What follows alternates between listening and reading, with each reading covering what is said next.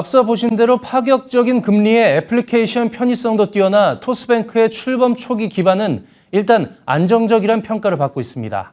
다만 정부의 고강도 대출 규제가 성장세에 어떤 영향을 미칠지가 관건입니다. 이어서 앵커 리포트입니다. K뱅크와 카카오뱅크의 가계대출 중 중금리 대출 비중은 10%를 겨우 넘깁니다. 포용금융을 확대하겠다는 출범 취지가 무색합니다. 국내 은행권이 비판받는 부분도 이 대목입니다. 경제 기반을 갖춘 차주에겐 가장 빠르고 저렴하게 돈을 빌려주지만 그렇지 않은 경우엔 인색합니다.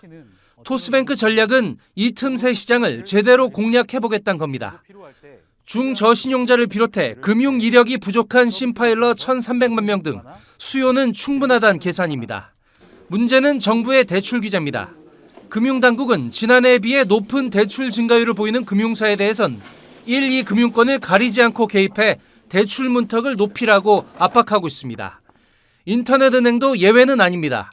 카카오뱅크는 올 연말까지 마이너스 통장 판매를 중단했고 K뱅크는 신용대출 한도를 1억 원 축소한 데 이어 곧 연소득 이하로 줄이기로 했습니다. 토스뱅크의 경우 자본 규제는 3년 유예받았지만 대출 규제까지 피하긴 어렵습니다. 다른 은행들은 죄고 몇몇 은행만 숨통을 틔워놓으면 대출 수요가 급격하게 쏠리기 때문입니다. 다만 토스뱅크의 지난해 실적이 없는 만큼 올해 대출을 얼마나 집행할지 당국과 조율이 필요합니다. 토스뱅크 역시 시중은행으로서 다른 은행들과 동일한 규제 환경에 놓여 있습니다. 이에 따라서 정부가 추진하는 정책적 방향에 공감하고 협력해 나갈 방침입니다. 신용평가 모델 고도화도 관건입니다. 신용평가를 혁신하겠다던 카카오뱅크도 이에 실패해 중금리 대출 비중이 출범 당시 계획의 3분의 1에 그칩니다.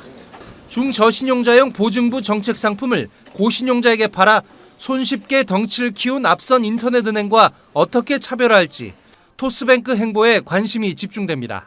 앵커 리포트입니다.